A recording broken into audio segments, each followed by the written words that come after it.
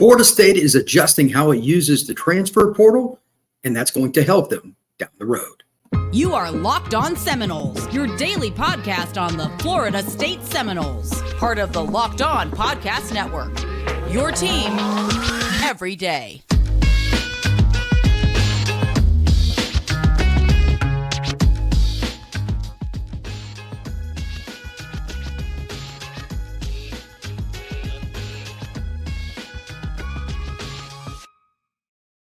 Welcome back into another edition of Locked On Seminoles. I am your host, Brian Smith. Thank you for making this your first listen each and every day. We are part of the Locked On Network, where you can find your podcasts anywhere you get them and on YouTube. Thank you very much once again, and I truly do appreciate it. And today's show, we are going to talk about the transfer portal and, quite frankly, why Florida State is starting to figure it out a little bit better than they had before. Even though they started to build their roster that way, they needed to make a detour, and they've done it. And it's for a good reason. Not just the bowl game, but this is a trend in college football. You need to have players bought into your program, not just for a season, but long term. So without further ado, today we're going to talk about the key additions Florida State has added, DJ Uiagalelei, Earl Little, etc. But we're also going to talk about the bigger, broader picture. And then finally, what's going on around college football. This show is brought to you by FanDuel. Make sure you check out FanDuel. It is a great app. Today's episode is brought to you by FanDuel. Make every moment more. Right now, new customers get $150 in bonus bets with a winning $5 money line bet. That's $150 if your team wins. Visit FanDuel.com/lockedon to get started. So here's the deal, point blank. If you're going to win, you got to use the portal. That's not in debate, but you have to hit a very high number of players that are elite and minimize. Not one or the other, both. Again, elite players, a handful of them, do not tick off your roster. Keep them intact, recruit at a high level out of the high school levels, and then you add the key guys. So Florida State's got DJ Uiagalelei, quarterback out of Oregon State, previously at Clemson. They've also just added Earl Little yesterday. They've also added a certain young man that we'll talk about a lot, Marvin Jones Jr. I'm sure over the next couple of years, he transferred in from Georgia. Those are the kinds of players that are going to help your program. They have experience, they have talent, etc. But they're also the baseline for what Florida State needs to do. So I'm just going to get into something that I've brought up before, and I think it's something we'll talk about for years to come. After the Florida State-Georgia game, Kirby Smart talked about why the situation is what it is at Florida State, kind of in general. He used, obviously they played Florida State, and he said, look, the NCAA's kind of screwed this up. They've made it too easy to transfer, and that's the understatement of the year. And of course, there's people in politics getting involved saying that you can transfer more than once. That's in litigation. It's a mess. But that also sets it up so that your current players that came to whatever institution, in this case, Florida State, they're not always so happy about it. And there's some digs. There's people coming and going too much. It's basically, play for hire in some cases. Some of the kids at Florida State may not have been bought in. We'll never know the full story. That's just part of it, and that's the intrigue of college athletics. But Florida State needs more players that want to be there out of the high school ranks that they develop up. That's something that Kirby has done, and he's been very selective about who he takes out of the portal, and not as many guys have just bolted. Florida State had more opt-outs than Georgia, although Georgia had some. But the kids that did play in the game, let's be honest, they wanted to be there. They really wanted to be there. And while they had more talent, even if they didn't, I think that buy-in is something that Kirby was talking about, and he's putting his finger at the NCAA. Now, as far as Florida State, I understand why they used the portal as much as they did. When Norvell got to Tallahassee, he needed an overhaul. The roster wasn't anywhere near what Georgia's is, obviously, and he's built it. Going 13-0 is going to take part of that, and part of those kids are high school players. But a ton of the key guys were transfer portal additions. Some of them were not as bought in. If they weren't starting, if they weren't a key guy, whatever, it's not good. Here's the other part of that, and it's what I opened with. Again, Marvin Jones, Uiagalelei, Earl Little. These were elite players coming out of high school. Everybody wanted them. Like Earl Little is the most recent addition. If you don't know about him, he's a corner, came out of South Florida, big-time player. He ended up going to Bama. Now he's over at Florida State. That's the kind of guy that you have to take. If somebody leaves because you signed him, too bad. There's always going to be the risk of something going wrong. There's no avoiding that. And I'm not saying it otherwise. But again, most important thing in this whole thing, Florida State must, even more than I originally thought, up the number of kids they're getting out of high school that are elite. There's no second guessing that, and getting fewer of the portal guys, because too many of them are just looking to get NIL or just get a quick fix to get to the NFL. And if you don't make the playoff, they're not going to play. I mean, the rosters, this isn't a Florida State problem, by the way. The rosters for these bowl games are garbage because so many kids just bowl. Now, if you're going to the NFL, I get it. If you're a top, first round pick or whatever, that I don't have any problem. Jared Verse or something, okay. I don't have any problem with that. But there are kids that borderline NFL players at all that are in some cases at schools not playing in the bowl games. That's no good. The NCAA has screwed up so much, it's not even something I can put it into context. And I'm hoping that they finally figure out a way to be conscious enough to do it. But I don't think they care. They're just afraid of getting sued. That's the only thing they worry about is litigation and making money. They're a conduit to the worst organization probably in athletics right now, other than maybe the Olympic Committee. So what can Florida State do? Again, recruit the high school kids. So the other thing that's really fun for me to look at here, well, who else went through this? Georgia and Alabama recruit mostly high school kids because they can get away with it. They've had solid rosters for a very long time. Alabama for about 15 years. They've had elite talent. Who else can really do that? There's only about 5 to 6. So how quickly could Florida State get to that point? In my opinion, based on the 2024 recruiting class, that's one. That class is really good. If you get 2 more of those, you can really mitigate how much you use the portal. Unfortunately, I don't see a shortcut beyond using it more than what Norvell probably would like moving forward, because there's just so much attrition. And again, this is not a Florida State problem. This is across Power 5 football, well, now Power 4, and it's not going away. Kids are only concerned about getting to the NFL in too many circumstances, so they have to mitigate that any way they can. But the only thing you could do is vet them so much when they're coming out of the portal. And you're going to take more risk on a kid like Earl Little, who was a 5-star recruit, justifiably so. Can they do anything about that? I don't know. But I think that you're going to see Florida State be much pickier. And if you look, I've got a few names here. They've got several guys that have left, like Malcolm Ray has left. CJ Campbell is going to FAU. He just wants to play. I get it. Rodney Hill is he's going right down the road, Florida A&M. That's fine. But DJ Lundy's going to Colorado. That was kind of surprising to me. But a lot of guys are just picking other schools for whatever reason. And it is what it is. Like Gilbert Edmond hasn't even picked a school yet, but he's left Florida State. So if you're just adding a few really good players, that's fine. And I think they're on the right path with that. I'd still like to see Florida State get at least one really good offensive lineman. It's a short year or a short list for top linemen. That's hard. And I'd also really like to see them get at least one more elite defensive player, getting the 2 they've got already. That's as good as it's going to get for any school so far. But getting one more, especially if they could get a linebacker, would be huge. And to that point, we're going to talk quite a bit about the players themselves and some of the things they need in just a second. First off, make sure that you are checking out FanDuel. Right now, new customers get $150 in bonus bets guaranteed when you place a $5 bet. That's $150 in bonus bets. Win or lose, this app is so easy to use, and there are so many different ways you can bet. You can go ahead and go with same-day parlays, find bets in the new Explore tab, make a parlay in the Parlay Hub, the best way to find popular parlays, and there's many other ways you can do it. So visit FanDuel.com/lockedon and make your first bet a layup. FanDuel, official partner of the NFL. All right. This second part, I just want to talk about the 3 guys, in my opinion, that are the keys so far from the portal that they're adding. Straightforward. Number 1, we're going to start at quarterback, most important position on the field. I've talked a lot about him in live streams, some other things they've had. And since DJ committed to Florida State, I just want to expand upon it. This is what I've seen, and this is what I want to see. It's 2 separate parts. Number 1, he is not accurate enough consistently, in my opinion. This is nobody else, just Brian Smith.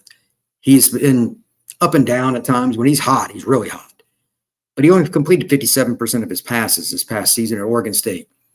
And Jonathan Smith was the coach there. If you don't know anything about him, that's fine. He's a quarterback that played at Oregon State back in the day around 2000. Really, really highly respected quarterback coach. I need to see DJ complete a higher percentage. Part of that might have been some of the players they had. I don't know.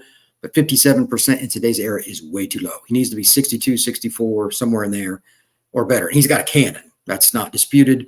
He can run a little bit. He's a power guy, but he's best in the pocket, making decisions and throwing the football. What I want to see in Florida State's offense is different than what Jonathan Smith runs. Norvell and his scheme is quite different. They're going to be a little more mobile. The question is, how does he feel comfortable on the run throwing the football? I'm hoping, and this is just a guess, that he's going to be cool with the idea of more play action and bootleg off the run in shotgun formation. I don't know exactly how they're going to do it because they got to figure it out in spring ball. That's what that's for. I want to see him on the edges making a throw, and if it's not there, that's okay. It's better to throw it away or take the 3-yard gain and slide. Be consistent. Do not force the football. He can throw the bombs. He has all the capabilities to eventually be a 65% passer pretty quick. He's going to be a fifth-year senior this year. But it's about the little things and finding his comfort zone. I'm really hoping it's on the perimeter because that would just fit what Norvell would like to do under George Travis and some of the other guys he's coached prior. But we don't know yet. And I'm really hoping that DJ finds it because everything I've heard about him, he's a good guy. And he'll fit in well at Florida State University. Next, let's talk a little bit about Earl Little. Coming out of high school, he was a kid that could have picked any school in the country. So he goes to Alabama. Not real shocking. He's had American Heritage. Obviously, that's a program at Florida State, and everybody else is going to recruit for now and forever. It's as good a DB school in the last 10 years as there's been. A certain guy that's now on Florida State staff might have a little bit to do with that. And to say the least, that was probably a connection. Here's the deal. Florida State was probably going to be pretty decent at corner in the secondary anyway. I've done a show on this recently. Adding him changes the roster next year.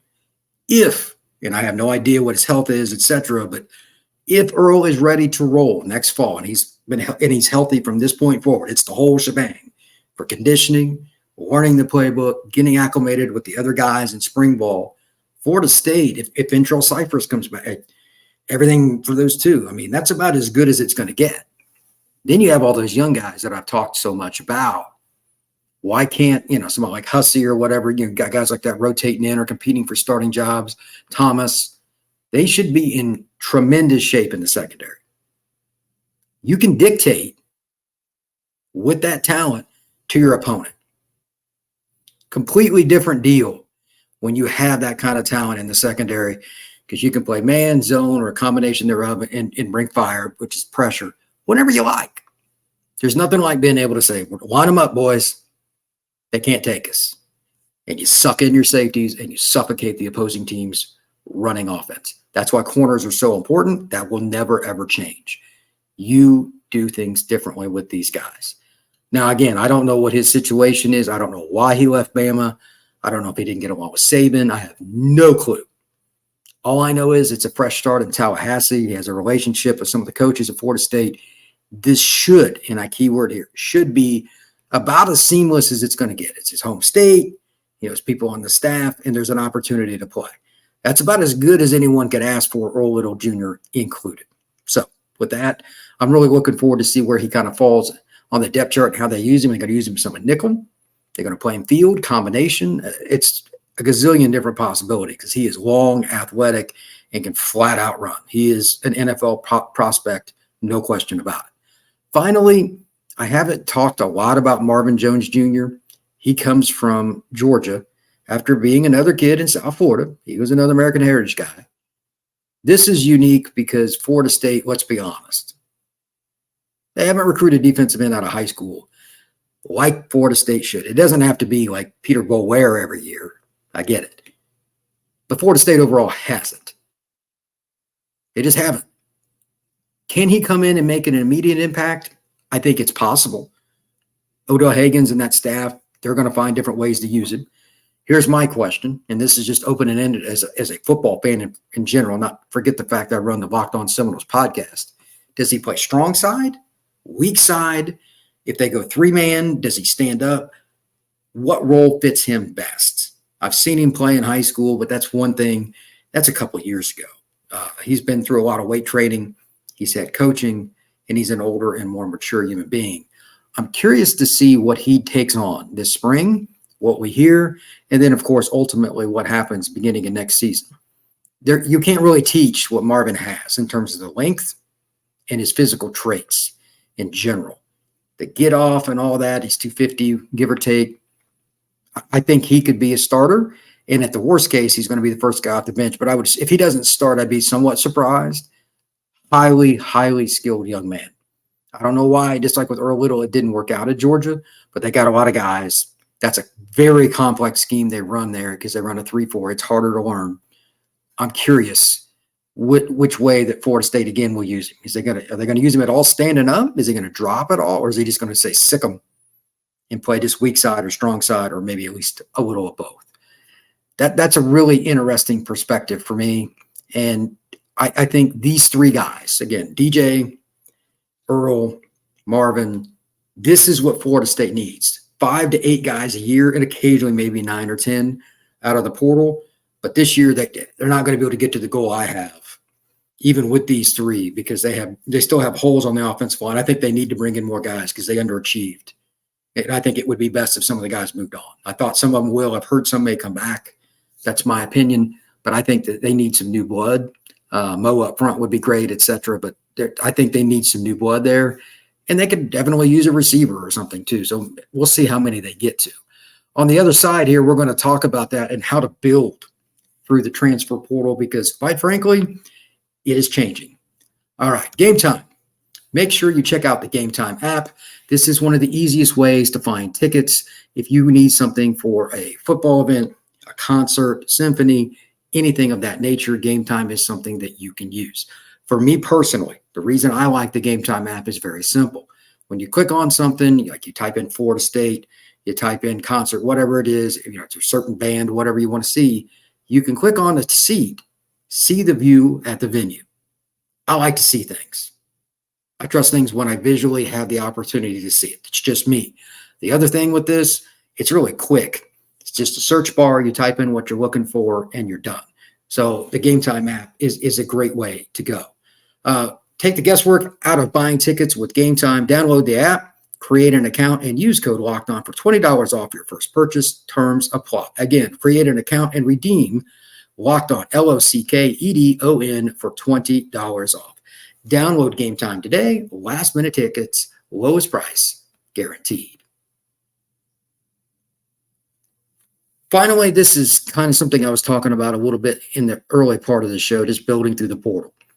Once we get through another year or so, and I just mentioned this, you have to get to a point where it's only the kids like DJ, only the kids like Earl, only the kids like Marvin, and then maybe you take a special teams guy or a glue guy or something, and maybe that's from Tallahassee and he's coming back home after he went to a Big Ten school or whatever.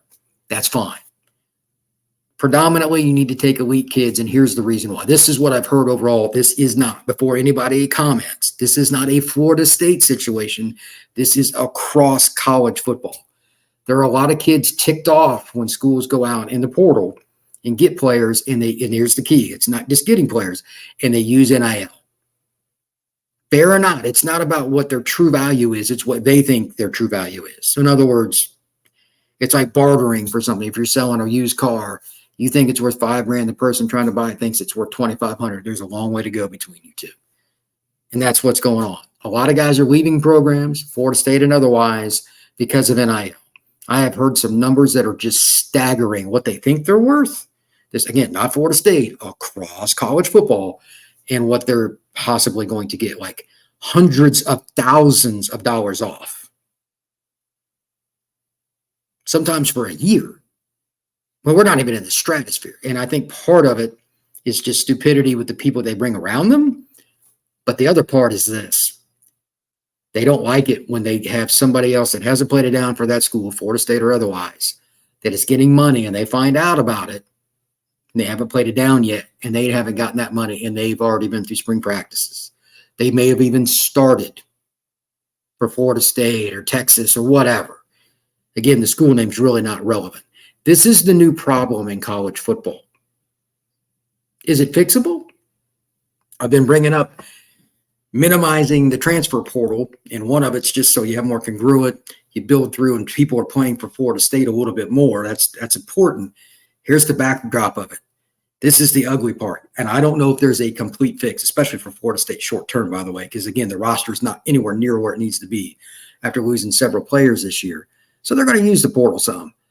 But they also have to be very careful, because even if you gain a great football player, Marvin Jones or whoever, if it causes 2 or 3 other guys to leave, how much did you gain? So the question becomes, how do you judge that if you're Mike Norvell? How do you know how kids are going to feel? My guess is you don't. You are literally guessing. That's awkward. I wish I had a better answer for that. But in everybody that I've communicated with, it's kind of a hands up.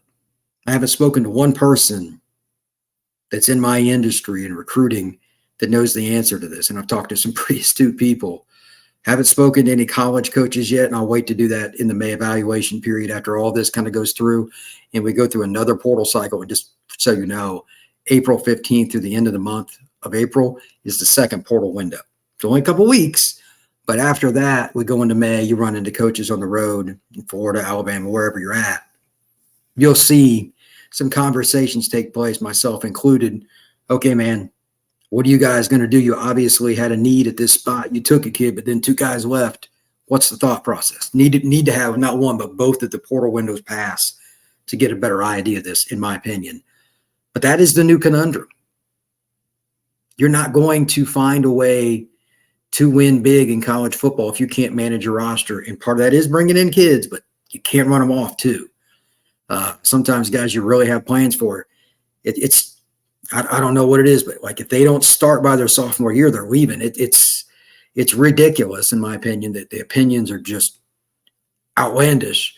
Part of it's NIL, part of it's, they were just looking for a quick way to get to the NFL, and they thought they were going to start early at a school, Colorado, Texas A&M, whatever. But I am really curious to see what college coaches tell me. That's the final piece of the puzzle for me. And again, I'm going to wait till May to kind of really dig into that after the next portal session. But Florida State is somewhere in between right now on that. They need a few more kids from the portal this year and probably after this next season too. But by the time the 26th season comes, Florida State needs to be taking very, very, very, very, very few players out of the transfer portal. I'm not saying 63-3 is going to happen again, but you're going to lose bowl games. Anytime you don't go to the playoff, if you have kids that are just looking to advance themselves and are not really interested in Florida State. So my opinion of the portal has changed dramatically, and it's for all the wrong reasons, unfortunately. So anyway, I'm going to have a live stream middle of this week, Tuesday, Wednesday. I'll put up something about that soon.